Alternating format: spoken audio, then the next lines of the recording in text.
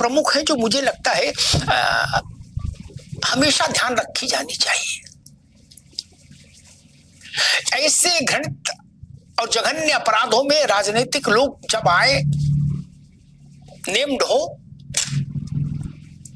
तो राजनीतिक पार्टियों को के नेतृत्व को चाहिए कि उनसे दूरी बना लीजिए तत्काल, और कम से कम तब तक के लिए बना लीजिए जब तक वो अदालत से बरी होकर ना आ जाए। ये सामाजिक शुचिता और सार्वजनिक जीवन की मर्यादा का प्रश्न है। कांड कोई रहा हो, हर कांड में यही होना चाहिए। किसी पार्टी का कांड रहा हो, हर कांड में यही होना चाहिए, हर पार्टी में यही होना चाहिए।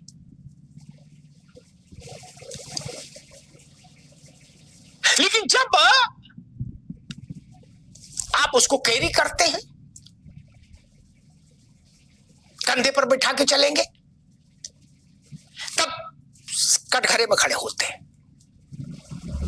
मोहित खान को कंधे पर बैठाने की जरूरत नहीं ना, उसने नहीं पाप किया है, छूट जाएगा, किया है जाएगा, मरेगा, झेलेगा, क्या दिक्कत है? भारत को आजाद कराने की लड़ाई में तो अंग्रेजों ने उनका नाम लिखा नहीं है।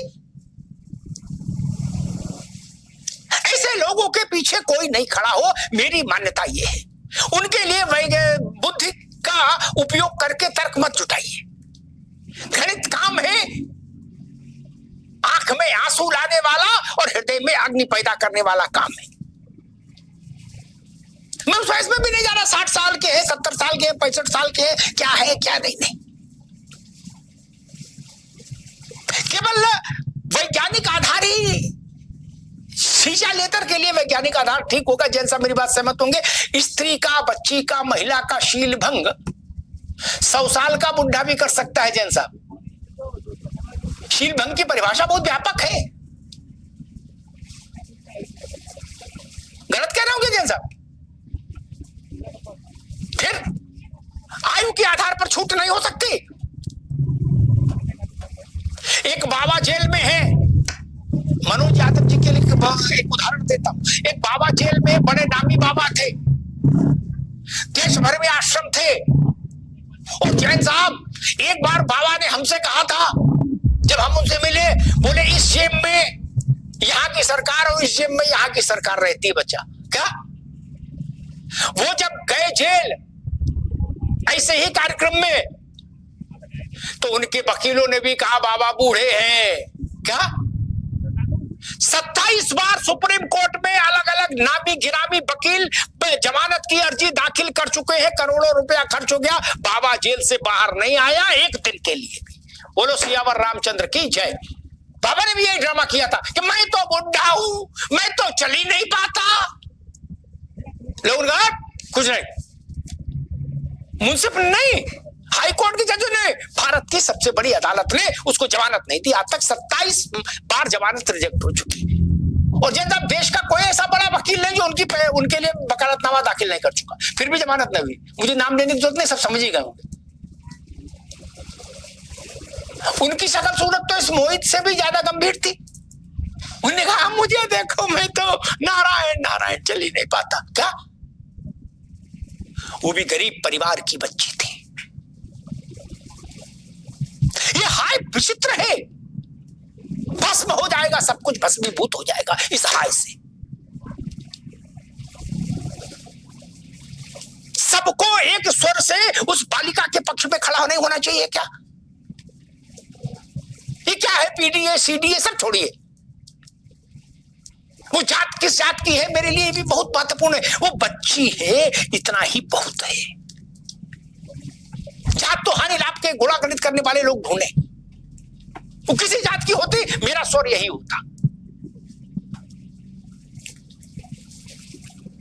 करना समाजवादी पार्टी को था, लेकिन मैंने पहले भी इसी विषय पे कहा था कि बेहतर होता इसको आप पार्टी से दूर कर देते, बरी होके आ जाता, पार्टी में रख लेते, 2 पोस्ट और बढ़ा के दे देते। आपका चेहरा उज्जवल रहता, आपका कुर्ता भव्य रहता। आप एक लकीर सेट करते और दूसरों पर दबाव बनता कि देखो हमने, हमारे व्यक्ति का नाम आया, हमने अलग किया। लेकिन वैसा नहीं हुआ। नाना प्रकार के तर्कों के साथ अंग्रेजी बोलने लगे अचानक से लोकसभा के बाहर इसी कांड पे। अब तब तक हिंदी बोल रहे थे, फिर अंग्रेजी बोलने लगे, बोले no no I don't know. आपके घर में मामला हुआ, वो घर है, इलाका आपका, जो आपका चेला है, और आप यू डोंट नो, आप जान गए आज करें, आप फांसी दे दो अगर दोषी है।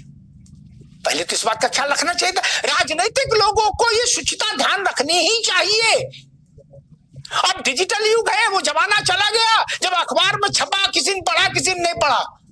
अब सारे बयान घूमते हैं और बार बार ब्लिंक करते हैं स्क्रीन पर लोगों के मोबाइल की। गांव देहात तक लोग सुन रहे हैं कौन क्या बोल रहा है, किसने क्या बोला, किस ढंग से बोला। उत्तर प्रदेश में और कई ऐसी घटनाएं घटी जो लोमहर्षक थी। हर तरह से जिनकी निंदा की गई और निंदा के योग्य थी सर्वथा। उन घटनाओं में राहुल जी हाथरस की घटना घटी, ऐसी ही घटना है लोमहर्षक। राहुल जी, प्रियंका जी हाथरस के लिए निकल पड़े तुरंत, समाजवादी पार्टी हाथरस के लिए निकली और तमाम लोग निकले। इस गरीब परिवार के यहां भी जाना चाहिए था, अखिलेश जी को भी जाना चाहिए था। राहुल जी अति पिछड़ी है इसलिए नहीं, वो बच्ची है, वो महिला है इसलिए जाना चाहिए था। वहां उसकी झोपड़ी पर जाते, संवेदना व्यक्त करते और बाहर आके फिर सरकार पर हमला करते, कोई दिक्कत नहीं थी।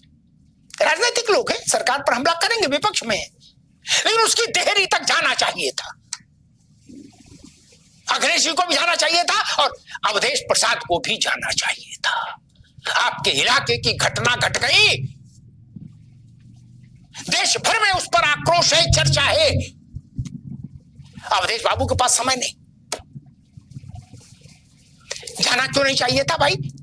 वो नारा लगा रहे थे अवधेश के समय में, सपाई नारा लगा रहे थे कि ना मथुरा ना काशी अवधेश पासी। जीत गए ना आप, तो आपको अपनी जनता के प्रति जिम्मेदारी नहीं बनती कि अगर आपके इलाके का व्यक्ति का परिवार इस संकट से गुजर रहा है, एक 12 साल की बेटी, तो सांसद वहां मौजूद होता जाकर? नहीं, सांसद व्यस्त है।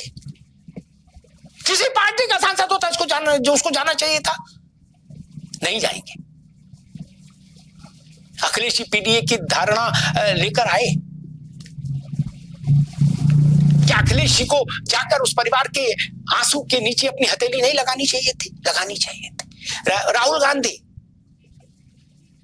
उन्होंने लोकसभा में चक्रव्यूह बताया, ठीक बात, ठीक बताया होगा, वो राजनीति अलग है, लेकिन क्या संवेदना ये नहीं कहती कि राहुल जी या प्रियंका जी में से कोई एक जाता उस परिवार के पास?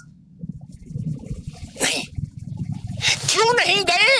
इसके पीछे एक ही दृष्टि दिखती है, आरोपी जिस वर्ग से है, आपको कहीं ऐसा तो नहीं लग रहा कि इधर कुआं उधर खाई, इधर जाए तो ये नाराज, उधर जाए तो वो नाराज। ये तराजू वाला जो दृष्टिकोण है ये ठीक नहीं।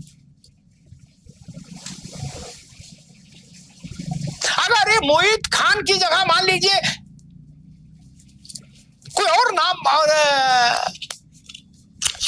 कुछ और होता, इसका नाम सुनील प्रसाद या कुछ और होता, तो शायद चले जाते। लेकिन अब बीच में मोहित खान फंस रहे हैं क्या? इसलिए नहीं जा रहे, आप हिचक रहे। भारत की राजनीति में यह हिचकिचाहट खत्म होनी चाहिए। यह हिचकिचाहट सही फैसला लेने से रोकती है, न्याय के रास्ते में अवरोध पैदा करती है। मोहित खान है इसलिए नहीं जाएंगे, क्यों? बोले दूसरे लोग नाराज हो जाएंगे, ठीक है। यह पीडीए है इसलिए जाएंगे, यह अति पिछड़ी है इसलिए जाएंगे। मैं इन दोनों तर्कों के साथ नहीं खड़ा हो सकता। वो व्यभिचारी है व्यक्ति, इसलिए उसकी निंदा होनी चाहिए।